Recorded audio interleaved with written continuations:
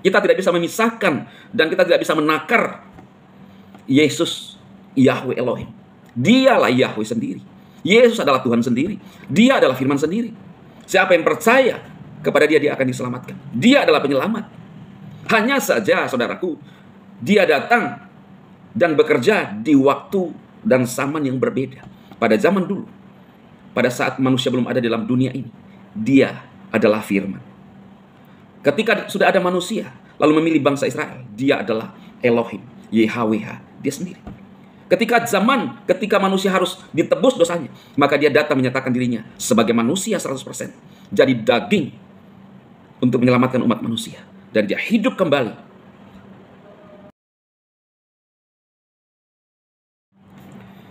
Shalom saudara terkasih dalam Tuhan Yesus Kristus. Salam jumpa bagi saudara seiman sekalian dimanapun saat ini berada, di seluruh Indonesia dan di luar Indonesia.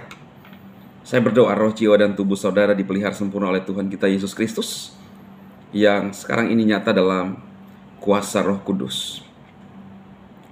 Saudaraku, minta maaf ya, hari ini saya harus menanggapi pernyataan Pak Erastus ya. Saya tidak bermaksud untuk mendiskreditkan beliau, saudara, tetapi menurut saya gelisah ya dengan pernyataan beliau. Saya melihat di media sosial, sepertinya dia baper ya ketika mendapatkan tanggapan dari berbagai kalangan atas pernyataan beliau yang menyatakan bahwa Yesus bukan juru selamat. Dan ini menurut saya pandangan yang sangat keliru, saudara. Saya selalu menggunakan Alkitab sebagai dasar kebenaran firman Tuhan dan bukan retorika atau suatu hal yang tidak berdasar. Ya. Bahkan pernyataan dia mengatakan bahwa kekristenan di Indonesia rusak katanya. Ya, kenapa rusak? Saya mendengar pernyataan dia karena begini, saudara. Ada banyak YouTuber yang menanggapi tentang pernyataan dia, yang seharusnya dia mengharapkan, "Lo bro, kalau kamu menganggap bahwa saya salah, tegur saya baik-baik. Jangan melakukan dengan cara-cara seperti itu, saudara. Buat YouTube," kata dia, membuat kegaduhan di YouTube ya, untuk apologet Kristen lah yang dimaksudkan. Dan tidak merasa bahwa itu salah, saudara. Dan dia merasa bahwa seolah-olah dirinya benar. Dan dengan adanya seperti itu, dia mengatakan kekristenan rusak hanya gara-gara orang menanggapi video dia. Nah, ini menurut saya pernyataan-pernyataan yang tidak berdasar dan hanya dengan dasar baper saja, mungkin karena sudah faktor tua, saudara, kita mengerti saja. Tetapi ini adalah satu hal yang sangat penting. Ini menurut saya urgent, saudara. Kenapa? Dalam videonya itu dia tetap mengatakan, sebentar saya akan perlihatkan saudara cuplikannya. Dia tetap ngotot mengatakan bahwa Yesus hanyalah anak, tidak sejajar dengan Yahweh. Dan Yesus bukanlah Yahweh, itu kata dia. Saudara, memang hari-hari ini juga saya menjelaskan dan mengajarkan kepada saudara bagaimana status natur Yesus sendiri, kadar Yesus sendiri, saudara. Benarkah ada perbedaan dengan Yahweh atau Elohim? Nah, saudara, menurut saya pernyataan Pak Erastus ini blunder, saudara. Sangat blunder. Dan menurut saya inilah yang mengacaukan dan merusak kekristenan di Indonesia. Kita harus kembali kepada dasar Alkitab yang sesungguhnya. Jangan kita terlalu banyak mengkonsumsi hasil-hasil pemikiran orang di luar sana, termasuk ketika kita belajar teologi, saudara. Tetapi banyak membaca Alkitab. Saya di dalam khotbah-khotbah saya menyampaikan firman Tuhan. Dasar saya hanya Alkitab, saudara.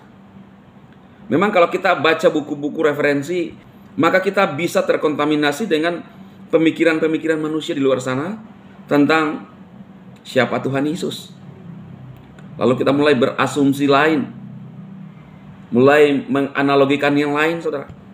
Entah itu apa karena kita ingin punya warna tersendiri untuk kekristenan. Saudaraku, dibutuhkan memang seperti itu, ya. Tetapi tetap dalam koridor atau rule yang tepat, rule yang benar tentang iman Kristen kita, tentang iman Kristen yang sesungguhnya, kebenaran mutlak yang sesungguhnya, yang tidak bisa diganggu gugat.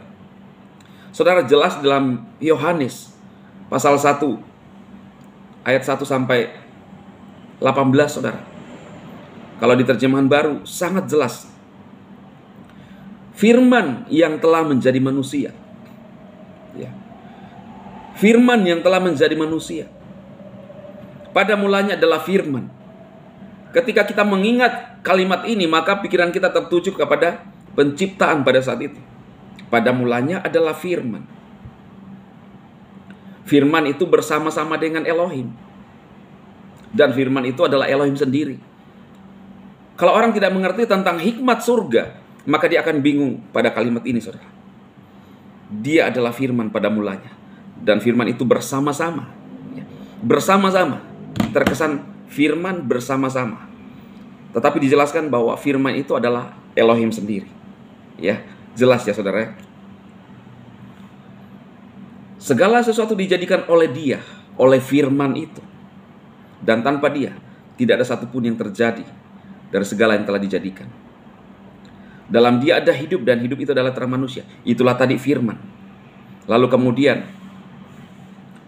ayat kelima, terang itu bercahaya di dalam kegelapan, dan kegelapan itu tidak menguasainya. Ayat 6, datanglah seorang yang diutus Elohim, namanya Yohanes. Ini bukan lagi firman, saudara, yang dijelaskan. Ini bagian yang lain. Ya. Yohanes datang, diutus Elohim, namanya Yohanes. Ia datang sebagai saksi untuk memberi kesaksian tentang terang itu. Siapakah terang itu? Itulah firman yang sejak semula, yang pertama kita baca juga, saudara. Ya, jadi Yohanes datang memberikan kesaksian tentang terang itu, yang semula dikatakan bahwa dia adalah firman yang menjadi manusia itu. Terang itu dinyatakan dalam Yesus Kristus. Kalau saudara baca ayat selanjutnya, kita akan menemukan Yohanes merujuk kepada Tuhan Yesus. Jadi tidak bisa dipisahkan, saudara, tentang firman Elohim dan Yesus. Dia datang ke dalam dunia. Ayat selanjutnya dikatakan dia datang ke dalam dunia, tetapi ciptaannya tidak mengenal dia. Saya bahas di dalam live saudara, karena di live itu membutuhkan waktu yang panjang. Saya memberikan tanggapan lewat video-video saya agar saudara paham garis besarnya. Saudara bisa melihat di live saya. Kita tidak bisa memisahkan dan kita tidak bisa menakar Yesus, Yahweh Elohim. Dialah Yahweh sendiri.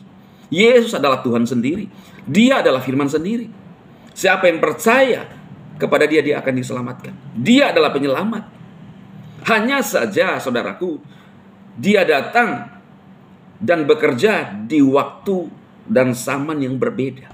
Pada zaman dulu, pada saat manusia belum ada dalam dunia ini, dia adalah firman. Ketika sudah ada manusia, lalu memilih bangsa Israel, dia adalah Elohim, YHWH, dia sendiri. Ketika manusia harus ditebus dosanya, maka dia datang menyatakan dirinya sebagai manusia 100%. Jadi daging untuk menyelamatkan umat manusia. Dan dia hidup kembali. Dia hanya datang untuk menyelamatkan umat manusia. Dan barang siapa percaya kepada dia, dia akan diselamatkan. Jadi sangat jelas, saudaraku. Yesus tidak bisa dipisahkan oleh Yahweh, YHWH, Elohim. Dia adalah Tuhan sendiri. Jelas. Saya berharap saudara yang menyaksikan video ini dikuatkan. Jangan goyang imannya saudara, tetapi tetap percaya teguh bahwa di dalam Yesuslah kita menerima keselamatan. Dan dia adalah Tuhan sendiri. Dia adalah Raja di atas segala raja. Dan pada saat kita masuk ke dalam kekekalan, dia yang memerintah sebagai Yahweh Elohim sendiri. Dialah Yesus namanya. Tuhan Yesus memberkati saudara sekalian.